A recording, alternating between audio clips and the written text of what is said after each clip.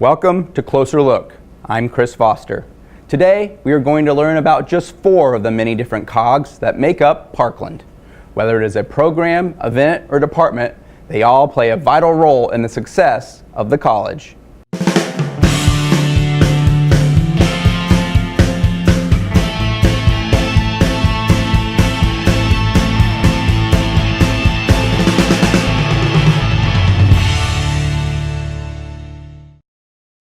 The Parkland Foundation oversees giving, scholarships, and the Alumni Association, as well as the newly created Cobra Ventures Student Entrepreneur Program.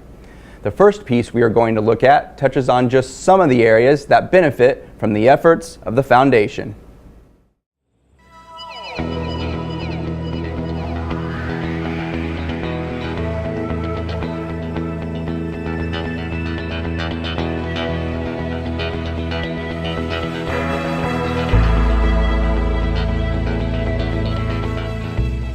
I'm Tracy Walfeld, and I'm the director of the Foundation at Parkland College. And the Parkland College Foundation is there to support the mission of the college, whether that be student learning, providing intellectual, cultural, and economic development resources for our community, or providing our employees in the area with the skills they need to be able to join the workforce. We could not do it without the wonderful support of our generous donors. How can generous donors make an impact here at the college? There's lots of different ways. One of those are through scholarships. Scholarships provide those resources for students who may not have the means to go to school at all without that scholarship support. Sometimes it just means somebody believes in their ability to achieve their educational goals, and that gives students such a much needed boost. Other ways donors support is through our SOAR program, which is student orientation, advising, and registration, providing resources for academic programs such as new equipment, advances to technology, additions or renovations to existing buildings and facilities here on campus. And the cultural and educational outreach is an important component of a student's education here at Parkland.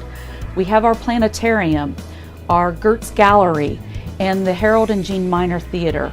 All of those add an extra special element to our students' education, and not only our students, but our community at large. Each of those areas creates an impact for our students in the community that will last through the years. Please join us as we create that impact for other students. The Parkland College Foundation has been instrumental in helping student life and the Dean of Students Office and being able to supply our students with a wonderful annual event. You can see a lot of activity behind me. That's our annual welcome convocation for new and returning students. The SOAR sponsors and convocation sponsors help us provide students with this wonderful event to help them understand how important it is to come to college and that they've made a great academic choice in Parkland. We also have orientation that they help us provide so that our SOAR, which is Student Orientation, Advising, and Registration, is able to provide students with information about resources and help them get started in the correct manner to begin their new academic career. The William M. Starkville Planetarium has been very fortunate to be able to work with the Parkland College Foundation for a lot of our programming here. We've gotten, I know, large donations from companies like SuperValue that have allowed us to buy programs that we can show not only to school groups, but to our public audiences on Fridays and Saturday nights. Yeah, right now full dome programming is actually pretty expensive. In fact, one full dome show is actually more than our annual budget. This is why we really depend on foundation funds. The projectors that we have in the room, there's only 2, but each one of them have 2 light bulbs, and the light bulbs are about $1,100 a piece. So even just for operational funds, we look to the foundation. But back in 2010, we actually went digital. We got rid of all of our slide projectors, and we stopped depending on the machine in the middle of the room, and we went digital. We actually put in a couple of projectors and came up with what's called the Digistar 4, and we couldn't have done that without foundation money. And they really helped us out with fundraising and for making that whole project possible. Every cent, every dollar that comes in to the Parkland College Foundation helps programming here, not only for the general public, but also for the many kids that come in here on school field trips, because we produce programs that will actually work into their curricula at their schools. The gallery is a great place for students to visit, but it's also a wonderful place for the community. So we have a lot of people that come out to visit us. We have senior groups coming, we have the Girl Scouts and the Boy Scouts, And we also have classes, so liberal arts classes, the art program, all sorts of classes are impacted by the gallery. And I feel really fortunate to be the gallery director because I think we make such an impact for our students and the community. We do a lot because of our foundation. Having the gallery named really helped us, and we're really able to do a lot of outreach, like our high school arts seminar, as well as our opening receptions and different programs. Probably one of my favorites is the high school arts seminar. We invite all of the students in the arts programs from all the different high schools. And so it's a great opportunity for them to come to campus and see what we're all about. One of the things that I think is terrific is when people give us feedback about the gallery. We've kind of been nicknamed the gem of the campus because we're kind of this small, intimate space that really people value. So I think that's terrific. And I also didn't realize how much of an impact we'd made until we had our alumni exhibition a few years ago. We had people coming from the early 70s all the way to a few years ago, and so it was really exciting to hear how the gallery had impacted them. Because of the generosity of Mr. Mike Miner, we were able to do the sound redesign, which was very sorely needed because the Harold and Jean Miner Theater is 30 years old last year, so it's 31 years old. And this sound design is so important because it not only helps our patrons, but it also helps with our assisted listening devices. It also helps our students because they will have some state-of-the-art equipment to learn on. Our two theater venues, the Harold and Jean Miner Theater as well as the Parkland College Second Stage, is a great cultural opportunity for the patrons of our district and all surrounding outlying areas as well. We put on really good high-quality productions that we are very proud of. Last year, over 4,000 students received some sort of financial assistance here at Parkland College. We dispersed more than $21 million to student accounts throughout the year. So you can see there's a huge demand for financial assistance here at Parkland College. The need for financial aid for our students is great here at Parkland. Besides just tuition and fees, students have housing, books, food, technology needs, and state and federal financial aid only goes so far. So foundation scholarships are hugely important for our students. They allow our students to supplement the other types of financial aid that they can get. A lot of times our students come back after receiving bachelor's degrees or master's degrees because they want to change their career. And those students wouldn't be eligible for state or federal need-based grants, and so scholarships are hugely important for them as well. Well, it mostly helped my parents because they're the one paying for my studies. So yeah, it was just a lot less stress for them and for me too, because I got to buy my books without worrying. After, when you receive it, you feel grateful, and it feels good to actually receive it because you feel closer to the college. You feel like you made the right decision to attend Parkland. So let's talk about impact. Well, the first thing that I think about is scholarships for our students. So look, we know that college is expensive, and despite our best efforts at keeping costs low, tuition and fees continue to grow, not to mention the cost of textbooks, living expenses, transportation, etc. Parkland has a great history of generous support for our students in the form of endowed and named scholarships, all created by some very special people and some businesses in our community. And I can tell you firsthand that I've heard the stories directly. These scholarships make all the difference in the world to hundreds of students every single year. The difference between being able to go to college or not. In addition, we've been fortunate to be able to augment our programs with dollars that have been donated from both individuals and employers that allow us to offer the very best programs, curricula, and equipment in all of our labs and our classrooms on campus. Many of our programs could not exist, or at the very least would be shadows of what they are currently, if not for our friends and benefactors in this community. Again, it makes all the difference in the world to our students, to our faculty and our staff, and ultimately the people that live and work in Parkland College District. So thank you.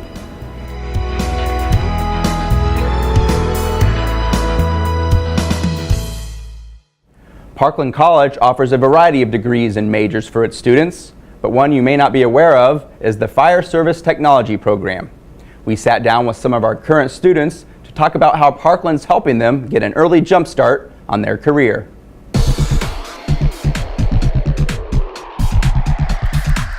I've always found it interesting, and I went to Parkland last year and didn't have a major, and I just decided that this is what I wanted to do. This is actually my second degree. I wanted to transfer to the U of I and then decided that I actually didn't know that this major existed, and so once I found that out, I kind of stuck around here to do this because they don't have this at the U of I. Firefighter, it kind of runs in my family. I wanted to become a full-time firefighter. I do want to become a full-time firefighter, and I really didn't know how to go about that. Well, I talked to my guidance counselor at school, and we found Parkland. I'm on the volunteer fire department back in my hometown of Atwood. Kind of wanted to broaden my knowledge in the fire service, so I started taking classes, and I'm starting to enjoy it, and I'm considering trying to get my associates in fire science. All of it's interesting. It doesn't really seem like work to read the textbook as much as other classes, and it directly applies to what we do. I'm on Sodom's fire department, so it's a direct application of what we do there. I came in with less experience than anybody else. I've never been on a department at all. I'm not affiliated in any way, so this is kind of my introduction to the fire service. The stuff we learn here is up to date, recent, new, and I'm able to take that back there and apply it, and it's really nice. It works out for everyone. We've had a couple opportunities to go tour departments or stations. We went to the IFSI training grounds and got to tour that and then watch them do a night burn. I like what we're doing now, which is just hands-on, putting on gear, taking it off. I really like the hands-on stuff. Basically for me, everything I learn is something new, so I do enjoy that. I didn't have any experience prior to these classes. To me, getting to learn about the fire service is just really intriguing in itself. The class is 3 hours long, but really it doesn't seem that long. It goes by really quick. Everything we learn is very intriguing. Keeps me focused in the class, and then we get to do hands-on stuff like we've been doing in this class, and that's a really good refresher for the training I've had back at home. All the instructors were firefighters or are firefighters. It's kind of a small program, so you get a lot of one-on-one, and the instructors really care. I mean, they really care about you and where you're going and what you want to do for your career. They're all very helpful, very patient. Like I said, I'm a pretty new guy. There's a whole lot I don't know, and they're all very accommodating and work hard. They're full of knowledge. Yes, we're in class for 3 hours, but like I said, it's good stuff. It's very intriguing, easy to learn. They'll talk with you about anything and explain it to make sure you understand it. And I know that this is the arena I want to be in, but there's a bunch of different places you can go. I think fire investigation is one area that seems really interesting to me. So after I finish this degree, I'll start, testing for career departments. I'm gonna definitely do the 2 years and start applying for jobs, but I think I'm gonna go pursue a bachelor's degree, but I'll apply as I do that. So if I were to get a job in the middle of my bachelor's degree, that'd be fantastic. Going through this fire program, I'm really enjoying it. And they say do what you love, and this is something I really love to do. So. Whether it be Champaign, Pontiac, I want to become a full-time firefighter somewhere. Parkland's a great program. If you're serious about joining the fire service, this is definitely the place to come.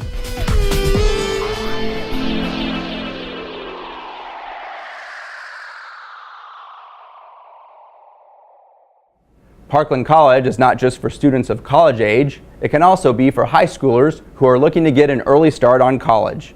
The Early Transfer Academy is a specialized program for high school and homeschool juniors and seniors who are ready to begin fulfilling their college general education requirements.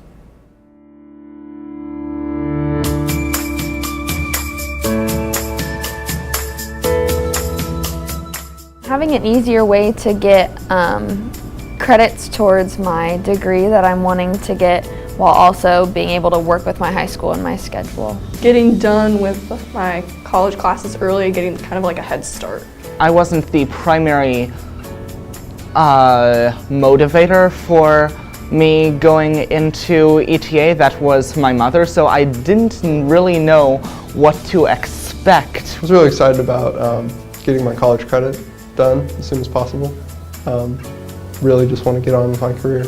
It's been really good. I've really enjoyed meeting like my other classmates, and my professors in the classes have been really good. Well, like I expect like paper after paper after paper, but it's kind of just like, you know, hey, the students discussion board really quick, it's not too much. You know, most of it's just done in class instead of, you know, like the giant stacks of paper that I expected from college classes. It's a good sized class and small enough so that I know everyone in it. I've made a lot of friends and learned a lot of things. It's been good so far. Pretty relaxed, and it's a nice environment with the other high school kids. Something I've learned is all the different classes that are offered here and the different courses. Like if they wouldn't have picked the classes for us, I probably wouldn't have ever taken these classes. It's probably organization habits and all that from FYE, because I'm not an organized person. In our humanities class, then we've been learning about pieces of art and how they reflect the ideas and ideals of the time. The way that like the syllabus is lined out and you know everything you're going to do before you do it, and then just the way the classes are structured is different than what we've had. Something that I find challenging is being up and ready and here to learn at 8 a.m. every morning. I'm not really a morning person, so that's super challenging. Waking up in the morning. But past that, just getting the papers done in time. Well, the humanities class keeps me on my toes. We have assignments due around 200 to 350 words, even before we even have class, so it keeps me busy. Probably managing my time, that's like the only thing that's been different. Just figuring out when, like how to put my schedule together so I can do everything and still be active in school. Some advice that I would give is just to stay motivated. It can be really hard because it gets difficult with high school and college, but it's worth it. Just don't procrastinate and always have like a little time slot open for studying or, you know, doing tests and whatnot. You'll get used to it. Waking up at having to get up at 6 or 6:30 was at first overwhelming, combined with the constant humanities assignments coming at me, but around halfway into the course then it's become more of a schedule, so the drowning feeling is just temporary. To do it, it's fun. The teachers are great and the kids that I've been with are great as well. It's just nice and supportive. It's a good program, just as long as you're willing to put in the work.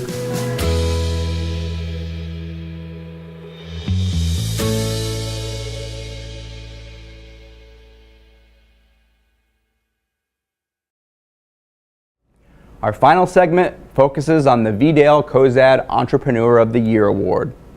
Parkland College awards this annually, and the 2018 recipient was the Robert Libman family.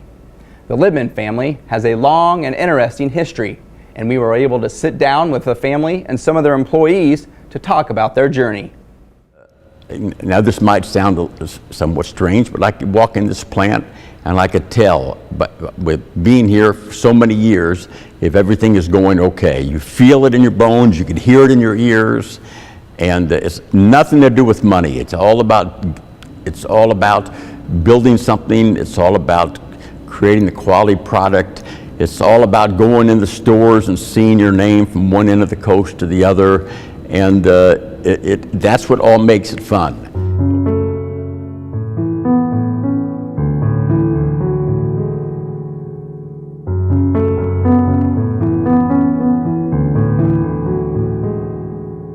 My great-grandfather came to Chicago from Russia with his 9-year-old son. In 1896, he opened the Libman Broom Company in Chicago. The Al Capone gangs came to all the businesses in Chicago and wanted protection money. Well, they came to my father and his two brothers, and that was a mistake because they weren't going to give him any money, but instead, literally, they threw him out of the second floor. It was picked up on WLS, and Tuscola heard it. And the fathers in Tuscola called my dad, and literally they moved to Tuscola, Illinois overnight. In 1957, they purchased the Arcola Grade School. They had the gymnasium built in the 1930s, WPA, which where he made the corn brooms. The old schoolhouse built in 1867 was the warehouse. We did labor work, physical labor work for at least 15 years with everybody. And we kept growing, and through all this manual labor, I realized what had to be done if we were going to continue to stay in business. I knew it was very difficult work, and I knew it would be difficult to attract people to come do this work. So we started developing products and designing products, and made a lot of mistakes, but you learn by making mistakes. And the company has grown now. When my brother and I joined the company, we made approximately 2,400 brooms, maybe a day. And today alone, we make over 1 million brooms, mops, brushes, and refills a month.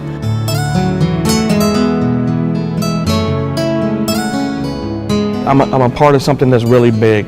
For over 100+ years, the Libman company's been here. My first, I would say 6 months that I was here, and just to watch the company grow in that 6 months, that I knew I was a part of something great, and it was going to continue to be great. These are the kind of companies that people talk about, but they really do exist, you know, family owned, you know, made in the USA, trying to keep as much as possible made here.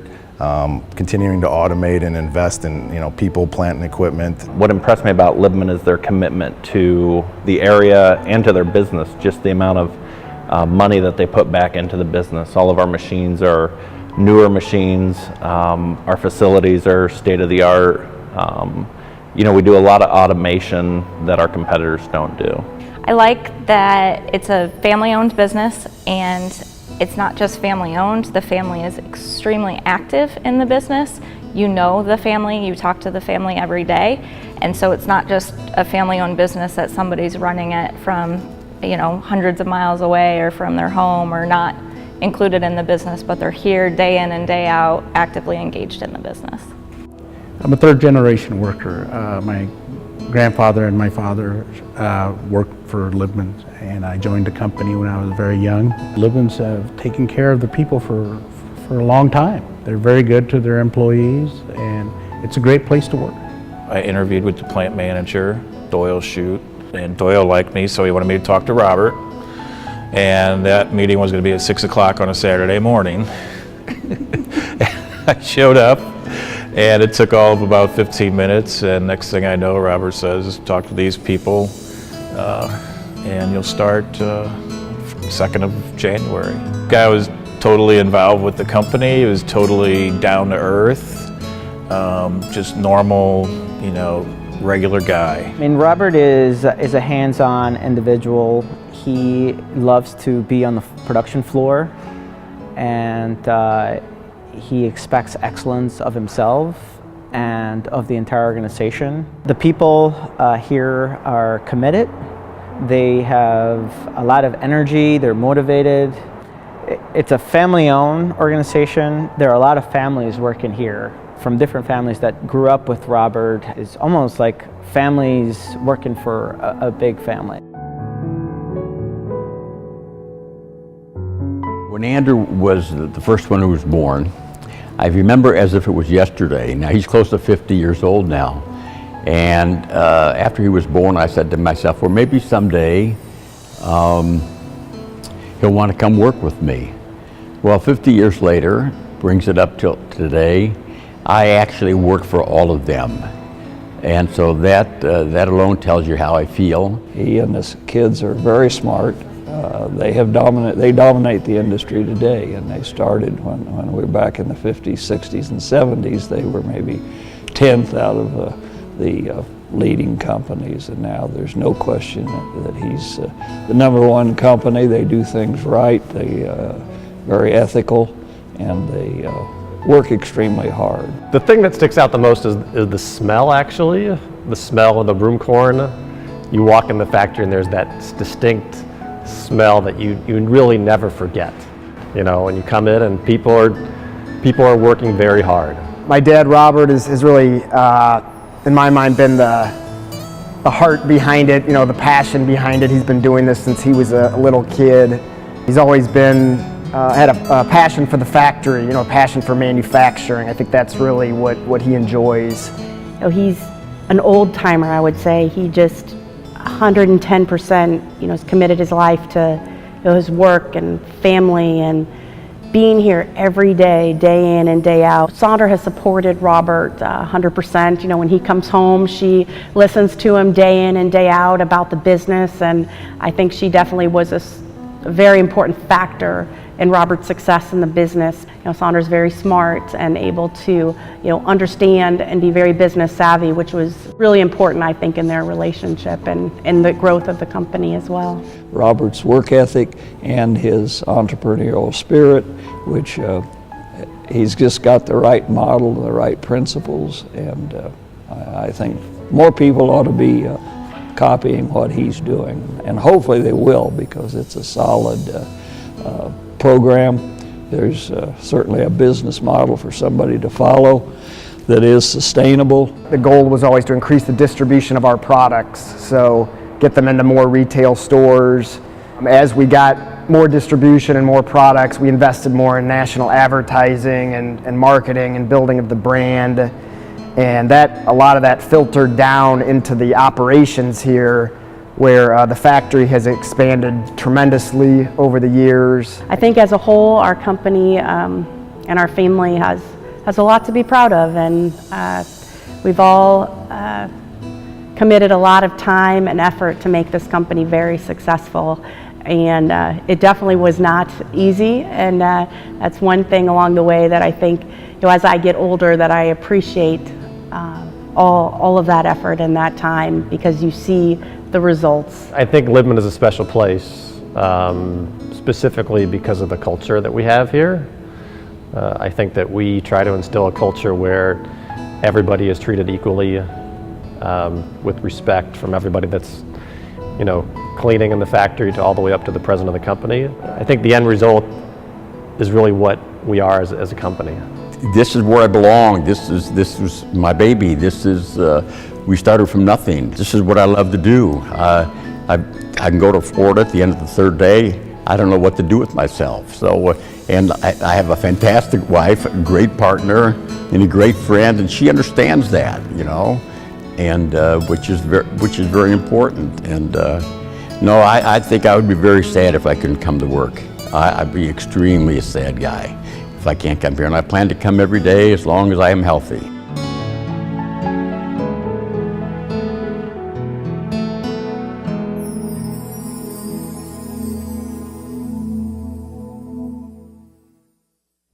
That closes the book on another chapter of Closer Look. I hope you enjoyed learning more about some of the programs, events, and departments that make Parkland tick. Thanks for watching, and we'll see you next time.